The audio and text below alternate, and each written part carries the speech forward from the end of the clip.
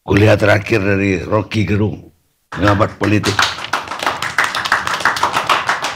Oke, itu permintaan yang jujur, kuliah, bukan komen ya. Jadi dengerin kuliahnya nih. Oke. Oh ya, yuk kamu Lemhanas ya. Tahun berapa?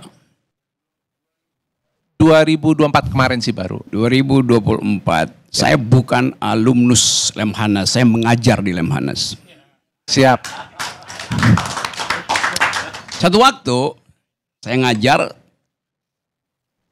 tentang global security, ada seorang kolonel angkat tangan. Pak Rocky, terangkan pada saya apa pendasaran filosofis dari tindakan kudeta. Anda bayangkan pertanyaan itu.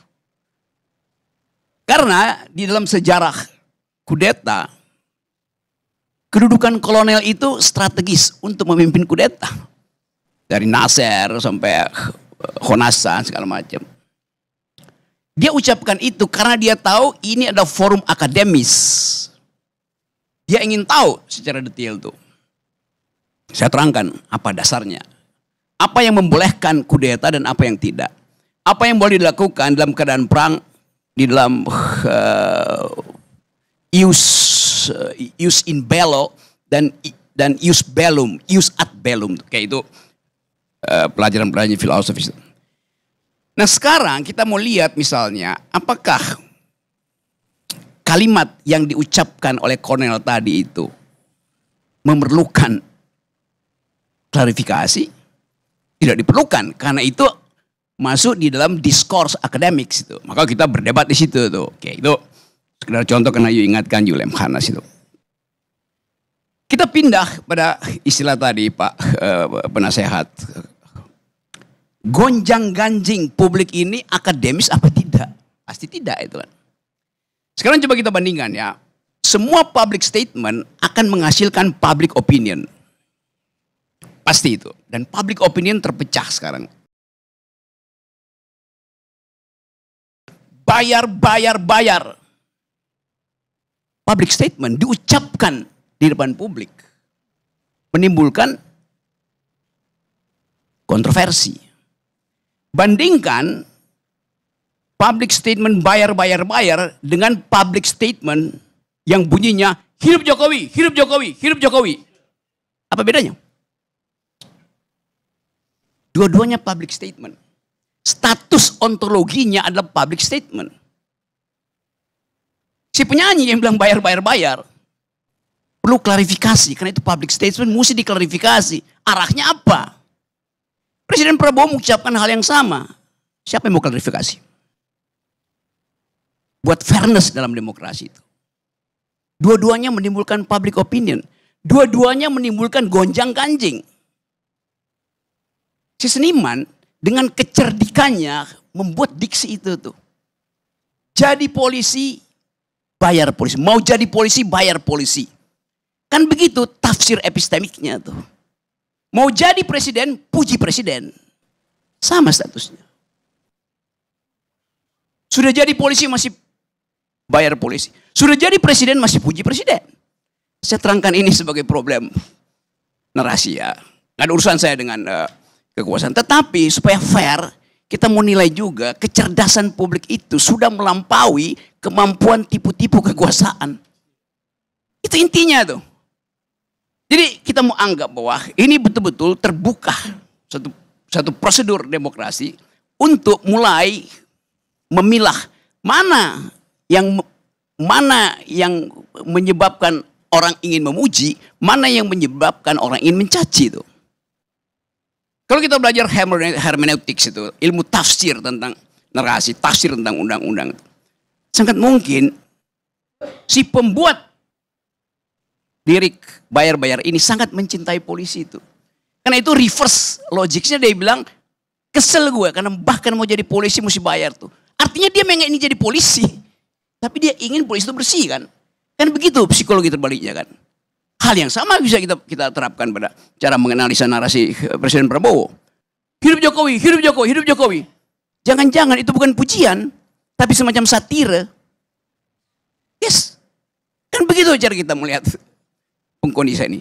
Jadi sekali lagi kalau kita terangkan secara lebih lebar dan lebih tebal, ada situasi di mana kita kekurangan liberal mind, kekurangan democratic value, itu dasarnya tuh. Sehingga orang menyelundupkan itu melalui satire itu. Lagu itulah satire, pujian Pak Prabowo juga ada satire itu. Karena kalau dibuka datanya, memang faktanya sekian puluh persen bahkan second di nomor 2 itu kebencian pada polisi itu ada di statistik tuh. Demikian juga kita perhatikan kebencian pada Jokowi ada di dalam statistik nomor 1 bahkan di kalangan mahasiswa tuh. Kan bunyinya adili Jokowi itu. Jadi itu yang kita maksud, kita buka ini supaya ada pembicaraan, ada academic discourse dalam masyarakat. Apa akibatnya? Kalau demokrasi tidak jalan, hukum yang bekerja. Penanda bahwa demokrasi tidak jalan, segala sesuatu adalah hukum. Kalau demokrasi jalan, tidak perlu ada hukum. Karena saya bisa bercakap-cakap kok. Apa yang saya mesti ambil kitab KUHP pidana? Anda mengotori halaman saya karena rambutan Anda dahannya jatuh ke saya. Kenapa saya nggak bilang, oke, tolong daun saya dibersihin karena itu ke halaman Anda. Tetapi rambutan saya juga bisa Anda panjat. Selesai kan? Itu yang namanya democratic value. Itu yang kurang di kita tuh. Selama 10 tahun kita dibuat nggak boleh berpikir bahkan itu. Oleh undang-undang ITE. Gugup dan gagap kita untuk berpikir tuh. Kalau di ruangan ini ada tulisan apa itu situ. No smoking. Di istana selama Jokowi memerintah ada tulisan no thinking. Gak boleh berpikir. Yes, itu dasarnya tuh. Jadi kita mau kembalikan ini supaya narasi ini, polisi itu korban dari ketiadaan demokrasi itu. Indonesia gelap korban dari ketidakterbukaan informasi itu dasarnya kan. Jadi sekali lagi ini betul tadi Bapak, ini ide yang bagus karena dihubung-hubungkan dengan fondasi demokrasi adalah publicity itu. Kepublikan. ILC adalah lambang pertama kepublikan yang digergaji. Bukan digergaji, ya digergaji. Kalau beringin ditebang. Beringin ditebang oleh Jokowi. ILC digergaji oleh Jokowi. Itu yang jadi pengetahuan kita. Jadi saya ingin, betul, saya dukung, hidupkan kembali forum-forum ini supaya terbuka. Sehingga polisi itu juga merasa, oh ya demokrasi, ngapain saya mesti paksa masker dibuka, ngapain saya mesti. Dia bisa terangin pada atasannya kan, itu adalah pendidikan demokrasi. Itu ekspresi kesenian itu.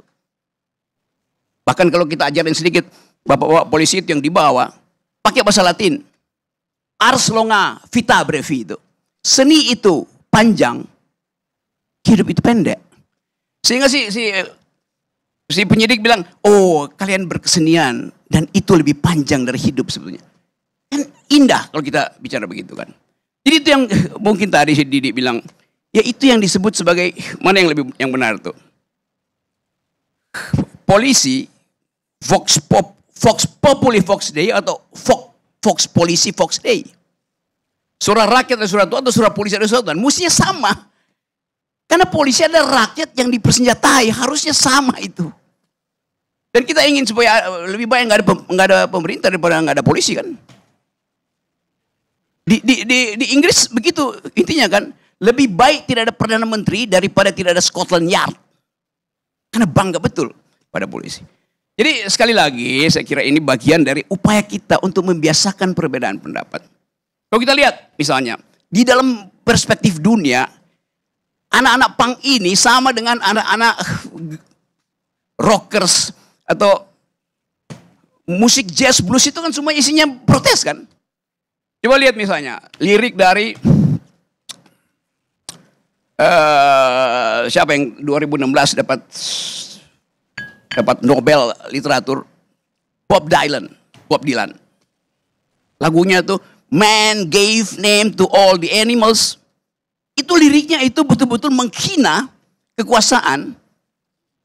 Karena kekuasaan itu disamakan dengan si babi, si anjing, si ular. Tapi dengan literasi yang sangat cerdas. Dan itu yang menyebabkan Bob Dylan itu dapat Nobel di bidang literatur. Anda baca misalnya lagu yang dia kritik Eisenhower. Lagunya, judulnya Masters of War. Dia menghajar Eisenhower Karena Eisenhower lah yang menyebabkan Amerika masuk lagi dalam perang Vietnam setelah perang dunia kedua itu. Dan senjata-senjata itu dikirim hanya untuk memusnahkan manusia yang berada di hutan-hutan Vietcong. Itu yang diucapkan dengan cara yang cerdas oleh Bob Dylan. Masters of War itu. Dan kita tahu bagaimana publik rakyat Amerika itu membenci perang walaupun itu perintah negara.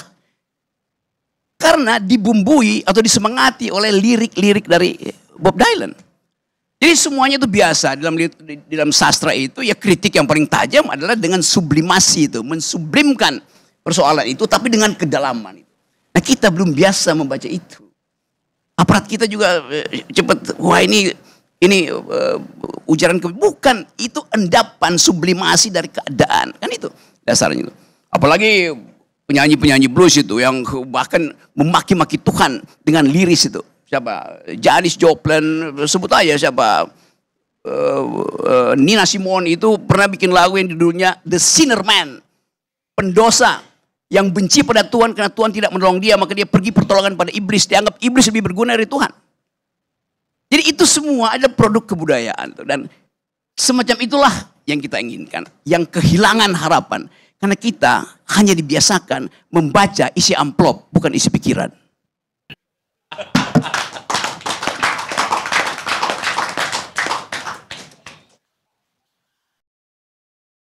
Pemirsa, Kurang. Kuliahnya udah. Lagi. udah kepanjangan. Pemirsa, yang dibahas ini adalah suara-suara rakyat sebetulnya.